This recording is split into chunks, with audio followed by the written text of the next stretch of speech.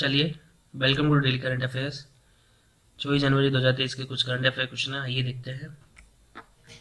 भारत का सबसे गहरा मेट्रो स्टेशन कहाँ बनाया जाएगा? तो इसका उत्तर है पुणे सिविल कोर्ट में।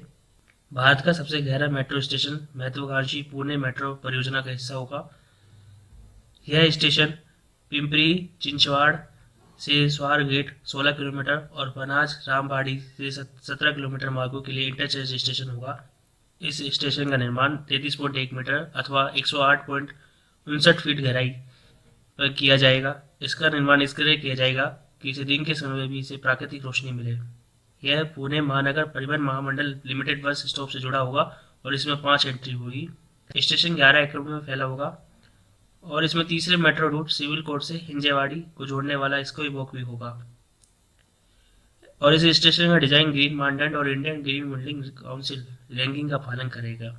सरकार ने किस स्थल को विश्व विरासत स्थल के रूप में नामित करने का निर्णय लिया है? अहोम साम्राज्य के चराई देव मैदान को 2023-24 के लिए सांस्कृतिक श्रेणी में चराई देव मैदान पिरामिड यूनेस्को की विश्व धरोहर स्थल के लिए भारत का नामांकन होगा। 52 स्थलों में से इसे चुना गया है। वर्तमान में उत्तर पूर्व भारत से सांस्कृतिक विरासत की श्रेणी में कोई विश्व धरोहर स्थल नहीं है। भारत में 40 यूनेस्को विश्व धरोहर स्थल है और गुजरात में हड़प्पा का शहर धोलावीरा 40वां धरोहर स्थल है। आइए चराई देव मैदान के बारे में थोड़ा सा जान लेते हैं। असम के पिरामिड के रूप में जाना जाता है और इसे चाओ लुंग सुकापा ने 1229 सीई में बनाया था। यह हाओम राजाओं की मूल राजधानी थी और शिव सागर शहर के पार स्थित था। यह मैदामों तुमिली और कव्र ग्रहों के लिए प्रसिद्ध था। यह असम में ताई अहम समुदाय की मध्यकालीन टीले की दफन परंपरा का प्रतिनिधित्व करता है। एएसआई और असम राज्य पुरातत्व विभाग ने 30 मैदानों को संरक्षण दिया है, जबकि मैदानों की वास्तविक संख्या 150 से अधिक है। 5वीं कलवारी पनडुब्बी आईएनएस भागीर किस दिन भारतीय नौसेना में शामिल हुई? 23 जनवरी को। पनडुब्बी आईएनएस भागीर का निर्माण भारत में फ्रांस स्थित मेसर्स नेवल ग्रुप के सहयोग से Mazagon dock ship builders limited Mumbai द्वारा किया गया है। Navy chief admiral R Hari Kumar ने इस पनडुब्बी का कमीशन किया। आईएनएस भागीर को बनाने में सबसे कम समय लगा है। इससे पहले कलवारी श्रेणी की 4 पनडुब्बियों को भारतीय नौसेना में पहले ही शामिल किया जा चुका है। 1 नवंबर 1973 को तत्कालीन भागीर को कमीशन किया गया था और 7 जनवरी 2001 को पनडुब्बी को सेवा मुक्त कर दिया गया था। 20 दिसंबर 2022 को मेसर्स एमडीएल द्वारा भारतीय नौसेना को सौंप दिया गया था पनडुब्बी को। यह पनडुब्बी सतह रोगी युद्ध, पनडुब्बी रोधी युद्ध, गोपनीय जानकारी एकत्रित करना, खदान बिछाने और निगरानी मिशन सहित कई तरह के मिशनों को अंजाम देने में सक्षम है। आईएनएस भागीर का नाम सैंड शार्क के नाम पर रखा गया है, जो गोपनीयता और निडरता का प्रतिनिधित्व करती है। दोनों गुण एक पनडुब्बी के लोकाचार के पर्याय है। पराक्रम दिवस 2023 कब मनाया गया? 23 जनवरी को मनाया गया। 2021 में मोदी सरकार ने घोषणा की थी कि 23 जनवरी को पराक्रम दिवस के रूप में मनाया जाएगा। इस दिन को नेताजी सुभाष चंद्र बोस की जयंती के रूप में मनाया जाता है। आज ही के दिन 1897 में नेताजी का जन्म ओडिशा के कटक में हुआ था और इस साल नेताजी की 126वीं जयंती है। इंडिया ओपन बैडमिंटन टूर्नामेंट में पुरुष एकल खिताब किसने जीता? थाईलैंड के कुनलाबुत बिथी दसरन ने। नई दिल्ली में हुए फाइनल में बिथी दसरन ने डेनमार्क के शीर्ष वरीय विक्टर एक्सेलसेन को 22-20, 10-21, 21-12 से हराया। और महिला एकल का खिताब दक्षिण कोरिया की आन सी यंग ने जीता। उन्होंने फाइनल में जापान की अकाने यामागुची को 15-21, 21-16, 21-12 से हराया। इंडिया ओपन बैडमिंटन टूर्नामेंट के बारे में देखते हैं। एक वार्षिक बैडमिंटन टूर्नामेंट है जो 2018 से भारत में आयोजित किया जा रहा है। 2011 में इसे BWF सुपर सीरीज टूर्नामेंट में अपग्रेड किया गया था। इंडिया ओपन को 2023 से BWF world tour super 750 event में अपग्रेड किया गया।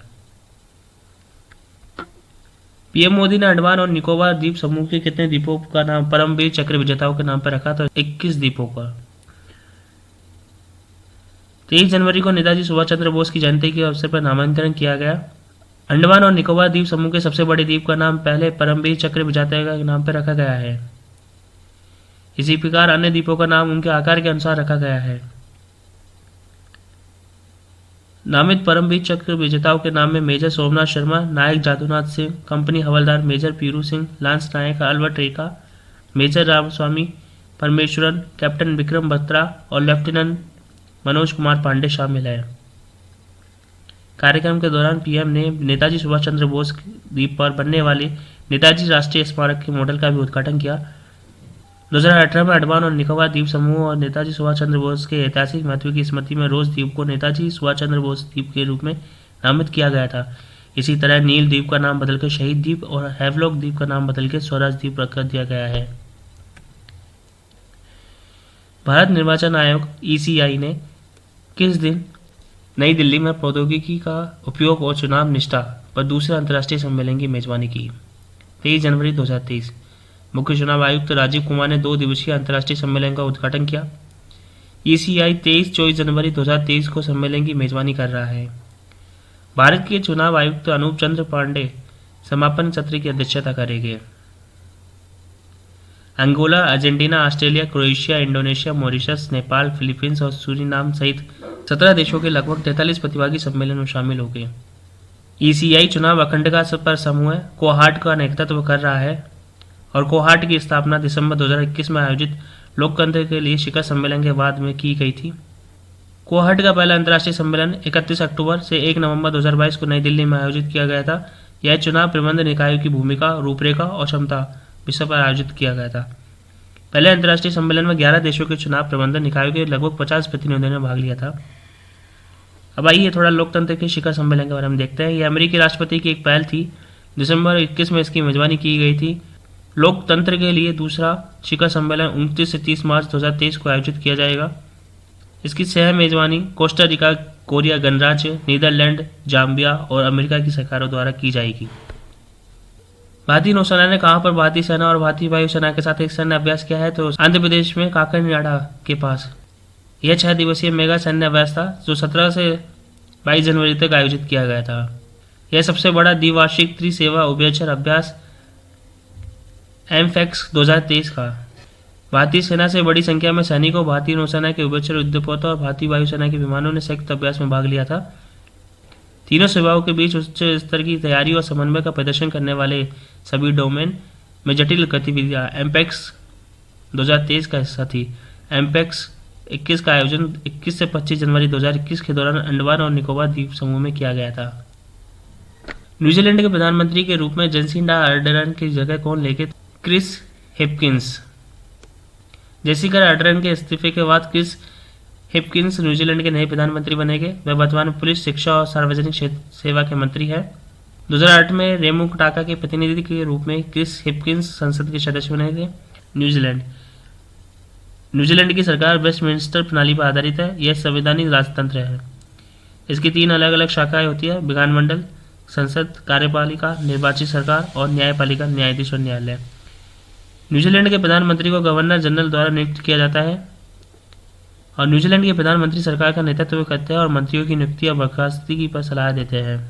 तो हमारा आज का सेशन यही समाप्त होता है। अगर आपको वीडियो पसंद आई हो तो लाइक कीजिए, कमेंट कीजिए और अपने दोस्तों के साथ शेयर कीजिए और हमारे चैनल को सब्सक्राइब करके बेल आइकन को दबाइए। Thank you for watching.